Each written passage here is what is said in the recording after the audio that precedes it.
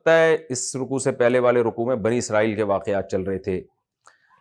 اور یہود ایمان نہیں لاتے، نبی صلی اللہ علیہ وسلم ان کے ایمان کی فکر کیا کرتے تھے۔ تین فریق سے آپ کا زیادہ تر واسطہ تھا، ایک مشرکین مکہ سے جو بت پرست تھے، ایک عیسائیوں سے جو بت پرست تو نہیں تھے لیکن حضرت عیسیٰ علیہ السلام کو اللہ کا بیٹا بنا کے انہوں نے شرک کیا، اور تیسرے یہود تھے جو ضدی اور ہٹ دھرم ہونے کی وجہ سے اسلام کی دعوت پر ایمان نہیں لے کر آتے تھے لیکن علم ان کے پاس زیادہ تھا۔ تو اس رکوع میں اللہ تعالیٰ نے یہود یا ان جیسے علماء کا بھی تذکرہ کیا جو اپنے علم کو چند ٹکوں کے بدلے میں بیچتے ہیں اور اس کے نتیجے میں حق کا انکار کرتے ہیں، اللہ کی آیات کا انکار کرتے ہیں، ایسے علماء کا بھی ایک مثال سے تذکرہ کیا گیا۔ اور جو دوسرا فریق تھا جو سرے سے توحید ہی کا منکر تھا، اس پہ بھی رد کیا گیا۔ اس پہ رد اس طرح سے کیا گیا، یہ بتایا گیا کہ توحید انسان کی نیچر ہے، فطرت ہے، شرک انسان کی نیچر نہیں ہے۔ آپ کو پتہ ہے اکثر غیر مسلم یہ کہہ دیتے ہیں کہ ہم تو بھائی ہندو گھر میں پیدا ہوئے ہیں، ہمارے تو باپ دادا مشرک تھے تو ہم بھی شرک کر رہے ہیں، تو کیا ہو گیا اس میں؟ یہ تو پھر اللہ کو چاہیے تھا کہ ہمیں کسی مسلم گھرانے میں پیدا کر دیتا، توحید پرست گھرانے میں پیدا کر دیتا۔ یہ نارملی تقریباً سب غیر مسلم یہ بات کر رہے ہوتے ہیں، وہی اللہ کو ہمیں اگر توحید پہ چلانا تھا تو اللہ نے کسی توحید پرست کے گھر میں پیدا کیوں نہیں کیا؟ اللہ نے تو ہمیں ایسے گھر میں پیدا کیا جو غیر مسلم ہے، تو ہم تو مجبور ہیں۔ تو اس اشکال کا یہاں جواب دیا گیا ہے، اور اس آیت کو ابتدا یہاں سے کی گئی، وَإِذْ أَخَذَ رَبُّكَ مِن بَنِي آدَمَ مِن ظُهُورِهِمْ۔ اللہ نے فرمایا اس وقت کو یاد کرو جب تیرے رب نے بنی آدم سے یعنی ان کی پشتوں سے ذریتہم ان کی ذریت کو نکالا۔ قرآن میں تو یہ واقعہ اتنا ہی بیان ہوا ہے، صحیح احادیث میں اس کی تفسیر آئی ہے کہ رسول اللہ صلی اللہ علیہ وسلم نے فرمایا اللہ تعالیٰ نے آدم علیہ السلام کی پشت سے ان کی اولاد کو، پھر ان کی پشت سے ان کی اولاد کو عالم ارواح میں یعنی انسانوں کی دنیا میں آنے سے پہلے اللہ نے تمام انسانوں کی روحوں کو ایک دوسرے کی پشت سے نکال کے چند لمحوں میں اللہ کے لیے یہ کام کو، یعنی اللہ کے لیے تو ظاہر ہے مشکل نہیں ہے، یہ ساری انسانیت جتنے بھی آدم سے لے کے قیامت تک آنے والے آخری انسان تھا، اللہ نے اپنے سامنے سب کو جمع کیا، اور حدیث میں آتا ہے وہ چیونٹیوں کی طرح تھے۔ اب یہ جو حدیث میں آئے چیونٹیوں کی طرح بکھرے ہوئے تھے اللہ کے سامنے، تو یہ بھی ممکن ہے کثرت کی وجہ سے ان کو چیونٹیوں سے تعبیر کیا گیا ہو، جیسے چیونٹیاں بہت زیادہ ہو جاتی ہیں، ایک دوسرے میں گھس رہی ہوتی ہیں، اور یہ بھی ممکن ہے وہ سائز میں بھی چیونٹیوں کی طرح ہوں، یعنی پوری زمین پر اللہ نے اتنے سارے انسانوں کو جمع کرنا تو چیونٹیوں کی طرح ان کا حجم ہو، اور سارے انسانوں کو اللہ نے پھیلا کے ان کو سمجھ عطا فرمائی، عقل عطا فرمائی، تاکہ اللہ جب ان سے ایک سوال پوچھے تو اس سوال کا اس عقل کے مطابق جواب دے سکے۔ تو تمام انسانوں کو آدم سے لے کے اللہ نے قیامت تک آنے والا آخری انسان، ان تمام انسانوں کو اللہ نے اپنے سامنے زمین پہ جمع کیا اور ان سے یہ عہد لیا، ان کو انہی پر گواہ بنایا کہ میں تم سے ایک عہد لے رہا ہوں، تم سب ایک دوسرے کے خلاف گواہ بن جانا تاکہ قیامت میں کوئی انکار نہ کر سکے۔ وہ گواہ کیا جس کا قرآن تذکرہ کرتا ہے، وَأَشْهَدَهُمْ عَلَىٰ أَنفُسِهِمْ، ان سب کو ان کے خلاف گواہ بنا کے اللہ نے پوچھا أَلَسْتُ بِرَبِّكُمْ، کیا میں تمہارا رب نہیں ہوں؟ تو قرآن کہتا ہے سب نے بیک زبان ہو کے کہا بلا، کیوں نہیں، یعنی جواب کا انداز یہ نہیں تھا کہ ہم غور کرتے ہیں اللہ یا اللہ ہاں تو ہمارا رب ہے، بلکہ جب ہم کہتے ہیں نا کہ کیوں نہیں، اس کا مطلب یہ ہوتا ہے کہ پوچھنے کا سوال ہے، یہ تو 100% طے شدہ بات ہے کہ تو ہی ہمارا رب ہے، تیرے علاوہ کون ہو سکتا ہے؟ تو قرآن کہتے ہیں سب نے بیک زبان ہو کر کہا بلا، اے اللہ کیوں نہیں، شہیدنا، ہم سب اس بات پر گواہ ہیں۔ تو اللہ تعالیٰ فرماتے ہیں یہ سارا کام میں نے اس لیے کیا ان تقولو، کہ تم قیامت میں کہیں یہ کہہ دو، یوم القیامہ، قیامت کے دن، انا کنا عن ھذا غافلین، اے اللہ ہم اس دعوے سے کہ تو ہمارا رب ہے، اس عقیدے سے، اس کلمے سے ہم غافل تھے، اس لیے ہم نے پتھروں کو معبود بنا لیا، کسی نے حضرت عیسیٰ ابن مریم کو معبود بنایا، کسی نے محمد صلی اللہ علیہ وسلم کو مشکل کشا، حاجت روا، جو رب کی صفات ہے وہ نبی کو دے دی۔ تو ایسا نہ ہو کہ تم قیامت کے دن یہ کہہ دو اور تم کہہ دو کہ ہم اس سے غافل ہیں، اس لیے اللہ نے عالم ارواح میں تم سب کی زبانوں سے یہ جملہ نکلوایا ہے، اور اس انداز سے نکلوایا ہے کہ تم سب نے بیک زبان ہو کر کہا کہ اللہ یہ تو سوال ہی پیدا نہیں ہوتا کہ تو ہمارا رب ہے۔ تو میں نے تم سب سے ایک ایگریمنٹ لے لیا کہیں ایسا نہ ہو قیامت کے دن تم یوں کہو کہ اللہ ہم اس سے غافل تھے، یا ایسا نہ ہو کہ تم یہ کہہ دو، او تقولو کہ تم یہ کہہ دو، انما اشرک آباؤنا من قبل، جو عام طور پہ غیر مسلم کہتے ہیں کہ ہمارے باپ دادا پہلے ہی شرک کر چکے تھے، وَكُنَّا ذُرِّيَّةً مِّن بَعْدِهِمْ، ہم تو ان کے دنیا سے جانے کے بعد ان کی اولاد تھے، ہم نے تو وہی کرنا تھا جو ہمارے باپ دادا کر رہے تھے، تو ہم تو مجبور تھے ان کی وجہ سے۔ أَفَتُهْلِكُنَا بِمَا فَعَلَ الْمُبْطِلُونَ، اے اللہ تو ہمیں ہلاک کر رہا ہے اس عمل کی وجہ سے جو باطل لوگ کر کے گئے ہیں۔ ہمارے باپ دادا نے کفر کیا، شرک کیا، ہم تو ان کے خاندان میں پیدا ہونے کی وجہ سے کافر تھے۔ میں عیسائی اس لیے تھا کہ میں عیسائی گھرانے میں پیدا ہوا، میں یہودی اس لیے تھا کہ میں یہودی گھرانے میں پیدا ہوا، میں ہندو اس لیے تھا کہ میں ہندو گھرانے میں پیدا ہوا، میں سکھ اس لیے تھا کہ میں سکھ گھرانے میں پیدا ہوا، تو میں تو مجبور تھا، میں تو خاندان کی وجہ سے۔ تو اللہ کہتے ہیں یہ باتیں کل قیامت کے دن تم نہ کر لو، اس لیے میں نے عالم ارواح میں تم سے بیک زبان تم سب سے ایگریمنٹ لے لیا تھا۔ وَكَذَلِكَ نُفَصِّلُ الْآيَاتِ، اللہ کہتے ہیں دیکھو ہم اس طرح اپنی آیات کھول کھول کے بیان کرتے ہیں، وَلَعَلَّهُمْ يَرْجِعُونَ، اور شاید کہ یہ لوگ رجوع کر لیں، یعنی شرک کا راستہ چھوڑ کر توحید کی طرف آ جائے۔ اس پر ایک اشکال ہوتا ہے جو عام طور پہ لوگ کرتے ہیں، بھئی ہمیں تو یاد نہیں ہے ہم نے کوئی ایگریمنٹ کیا تھا، اور کسی کو بھی یاد نہیں ہے۔ دیکھیں ایگریمنٹ وہ حجت ہوتا ہے نا جو ریٹن میں آپ کے پاس ہو، یا آپ کو یاد ہو، آپ کے دماغ میں ہو۔ یہ تو اللہ نے بتایا ہے تو مسلمان اس پر یقین کر لیں گے، غیر مسلم تو پھر بھی یقین نہیں کرے گا۔ یعنی ہم مسلمان ہیں، ہم قرآن پر ایمان لاتے ہیں، تو ہم تو اللہ کے کہنے سے مان لیں گے کہ ٹھیک ہے بھئی، اے اللہ تو یہ کہہ رہا ہے کہ میں نے تم سب سے عہد لیا تھا کہ ہم توحید پرست ہوں گے، صرف ایک اللہ کو اپنا رب کہیں گے، تو اللہ ہمیں تو ایگریمنٹ یاد نہیں ہے، لیکن تو کہہ رہا ہے اور ہم تجھ پر ایمان رکھتے ہیں، لہذا مانتے ہم نے ایگریمنٹ کیا تھا۔ تو اب یہ ایگریمنٹ مسلمان کے خلاف تو حجت ہو سکتا ہے، کافر تو اس بات کو نہیں مانتا۔ تو وہ کل قیامت کے دن جب اللہ سے کہے گا کہ اللہ میرے باپ دادا کافر تھے تو میں بھی کافر تھا، تو میرا کیا قصور ہے؟ تو اللہ اگر جواب میں یہ کہے کہ میں نے تم سب سے پہلے ہی ایگریمنٹ لے لیا تھا دنیا میں آنے سے پہلے کہ میں تمہارا رب ہوں، تو اس ایگریمنٹ کی بیس پر تمہیں کافر بننے کی اجازت نہیں تھی، تو کافر یہ سوال کر سکتا ہے کہ اللہ ہمیں تو یاد نہیں ہے وہ ایگریمنٹ۔ تو اور ظاہر ہے اللہ کا علم تو کامل ہے، جب ہمیں پتہ ہے کہ ہمیں یاد نہیں ہے تو اللہ تو یہ جانتے ہیں کہ ان کو یاد نہیں ہے۔ تو ایک اشکال ہوتا ہے یہاں پہ، اس اشکال کا جواب یہ ہے، اس اشکال کے دو جواب ہیں۔ پہلی بات تو یہ ہے کہ یہ بات تو مسلم ہے، کسی کو بھی ایگریمنٹ یاد نہیں ہے، اگر یاد ہوتا تو یاد دلانے کی ضرورت نہ ہوتی، تو یہ بات تو ٹھیک ہے یاد نہیں ہے، لیکن جس کتاب کے ذریعے ہمیں وہ ایگریمنٹ یاد دلایا جا رہا ہے کہ تم نے ایگریمنٹ کیا تھا، اگرچہ تم بھول چکے ہو، یہ نیچر ہے انسان کی، ظاہر ہے ہمیں نہیں پتا کہ عالم ارواح میں ہمارے ساتھ کیا ہوا ہے، لیکن جس کتاب کے ذریعے وہ ایگریمنٹ یاد دلایا جا رہا ہے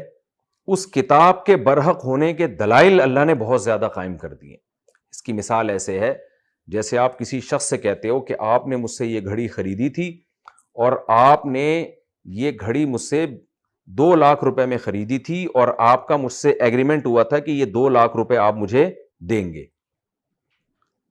اب بات اتنی پرانی ہو گئی ہے کہ وہ انکار کر رہا ہے کہ بھائی میں نے تو کوئی 2 لاکھ آپ کے نہیں دینے، مجھے تو یاد نہیں۔ آپ کہتے ہیں ہمیں پتہ ہے آپ کو یاد نہیں ہے، بہت پرانی بات ہو گئی ہے،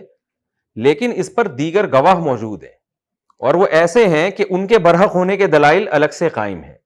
تو آپ نے 8-10 آدمیوں سے گواہی دلوا دی اور اس 8-10 آدمیوں کا سچا ہونا بھی ثابت کر دیا، تو پھر اگرچہ آپ کو یاد نہیں ہے کہ میں نے 2 لاکھ روپے دینے کے ایگریمنٹ کیے، لیکن ان گواہی کے بعد آپ کو دینے پڑیں گے، آپ کو یہ ماننا پڑے گا کہ میں ایگریمنٹ کر کے بھول گیا ہوں۔ تو اگرچہ ہم میں سے کسی کو وہ ایگریمنٹ یاد نہیں ہے، لیکن جب اللہ نے محمد صلی اللہ علیہ وسلم کا سچا نبی ہونا دلائل سے ثابت کر دیا، قرآن کا قرآن ہونا دلائل سے ثابت کر دیا، تو جب اللہ اس قرآن میں اور اپنی کتابوں میں، آسمانی کتابوں میں اس ایگریمنٹ کا تذکرہ کر رہے ہیں، تو اگرچہ کافر یہ تو کہہ سکتا ہے مجھے وہ ایگریمنٹ یاد نہیں ہے، لیکن اللہ کہے گا جب میں نے تجھے بتایا تھا آخری کتاب میں تو اس کتاب کے بارے میں تو ریسرچ کر لیتا نا کہ یہ صحیح ہے یا غلط،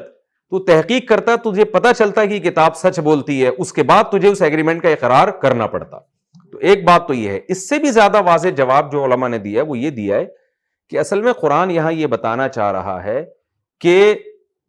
عالم ارواح میں اللہ تعالیٰ نے جو ہم سے ایگریمنٹ لیا، اس ایگریمنٹ کی وجہ سے توحید ہماری فطرت کا حصہ بن چکی ہے، یعنی ہمیں دنیا میں لانے سے پہلے توحید کے سافٹ ویئر ہمارے اندر انسٹال کیے گئے ہیں. کیونکہ یہ جو واقعہ ہوا ہے نا کہ اللہ نے آدم علیہ السلام کی پشت سے لوگوں کو نکالا, اس کی پوری حقیقت ہمارے سامنے ہے نہیں, اور قرآن بیان بھی نہیں کر رہا. قرآن سورہ بنی اسرائیل میں کہتا ہے وَمَا أُوتِيتُم مِّنَ الْعِلْمِ إِلَّا قَلِيلًا, تمہیں ہم نے سارا علم نہیں دیا ہے.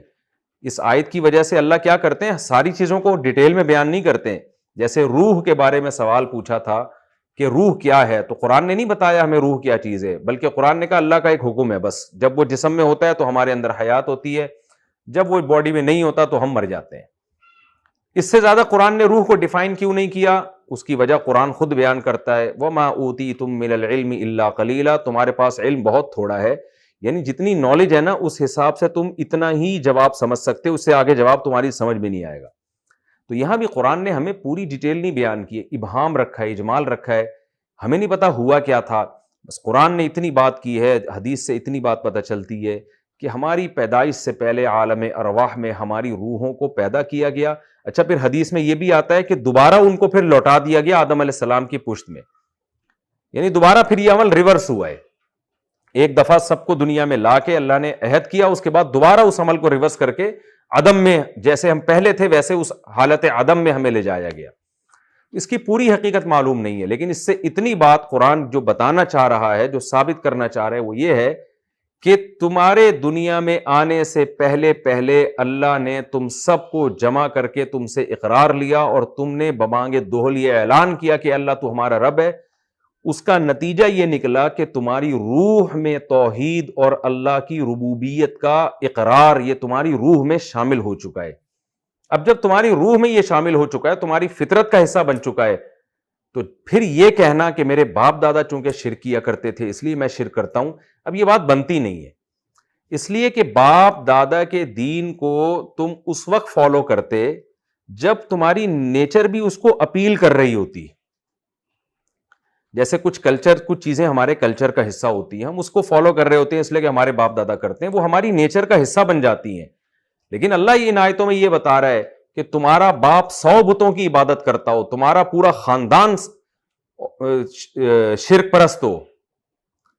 لیکن پھر بھی بچہ جب پیدا ہوتا ہے نا اور بالغ ہوتا ہے, وہ شرک کی نفرت کے ساتھ بالغ ہوتا ہے. یہ تم اس شرک کی نفرت کو کھرچ کے دل سے نکالتے ہو, اور اس نفرت کو نکال کے شرک کی محبت کو لے کر آتے ہو, اور توحید کی محبت کو تم کھرچ کے دل سے نکالتے ہو. تو یہ اس کی مثال ایسے ہے جیسے اگر کوئی شخص یہ کہے کہ میرے باپ چور تھا تو میں بھی چور ہوں. ظاہر ہے اسے کہا جائے گا کہ یار تمہارا باپ چور تھا, لیکن جب تمہیں یہ بات پتہ چلی کہ تمہارے والد صاحب چوری کرتے ہیں, تو کیا تمہیں اچھا لگا تھا یہ سن کے؟ فوراً کہے گا اچھا نہیں لگا تھا. اس کا مطلب کیا ہے کہ چوری انسان کی نیچر نہیں ہے, جھوٹ انسان کی فطرت نہیں ہے. آپ کے باپ دادا بے شک کرتے رہے ہوں, لیکن آپ کو یہ عمل اچھا نہیں لگتا. اس کو اور زیادہ حدیث میں بیان اس طرح سے کیا گیا ہے. صحیح بخاری مسلم کی حدیث ہے, آپ صلی اللہ علیہ وسلم نے فرمایا کل مولود یولد علی الفطرہ فابواہ یہودانہ او ینصرانہ او یمجسانہ. آپ صلی اللہ علیہ وسلم نے فرمایا ہر بچہ فطرت پہ یعنی اسلام پہ پیدا ہوتا ہے, اس کے والدین اس کو یہودی بنا دیتے ہیں یا عیسائی بنا دیتے ہیں یا مجوسی بنا دیتے ہیں. کیا مطلب؟ کلچر جو ہے بچے کی نیچر کے خلاف چل کے اس کو بگاڑتا ہے, ورنہ بچے کی نیچر بھی اس کو ایکسیپٹ کر نہیں رہی ہوتی. وہ پھر بچہ آہستہ آہستہ کیا ہوتا ہے, اس ماحول میں ڈھلنا شروع ہو جاتا ہے. تو ہمیں قرآن کی ان آیتوں سے یہ پتہ چلتا ہے کہ اللہ نے عالم ارواح میں ہم سے عہد لیا تھا,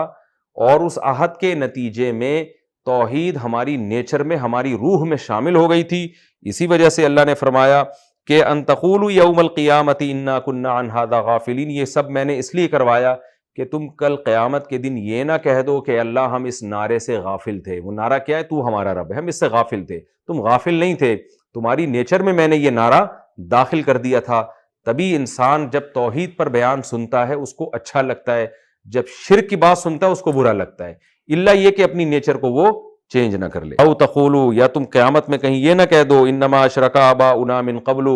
اے اللہ ہم نے توحید کا تو سنا ہی نہیں تھا,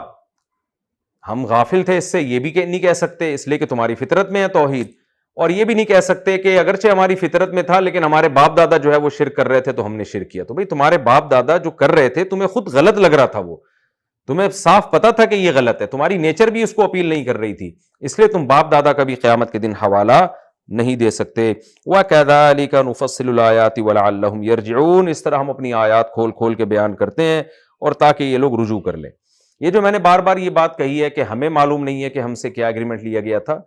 یہ میں اپنے لحاظ سے اور عام طور پہ لوگوں کے لحاظ سے کہہ رہا ہوں, لیکن ماضی میں ایسے اولیاء اللہ گزرے ہیں جنہوں نے یہ دعویٰ کیا, وہ بڑے بڑے ولی تھے, وہ بڑے وقت کے علماء تھے, انہوں نے یہ دعویٰ کیا کہ ہمیں وہ ایگریمنٹ یاد ہے.